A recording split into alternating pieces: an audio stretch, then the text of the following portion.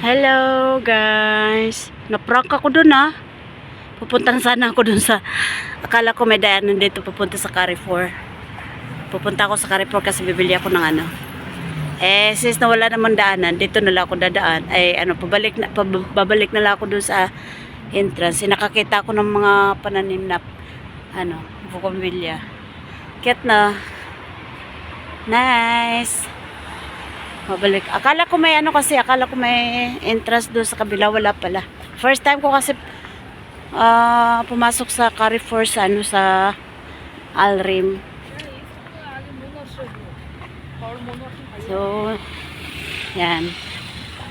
Yan, nakakita ko ng mga pananim na bulaklak. Tsaka dito. Na-prank ako ah. Prank pa more. Okay, papunta na ako sa loob ng Carrefour.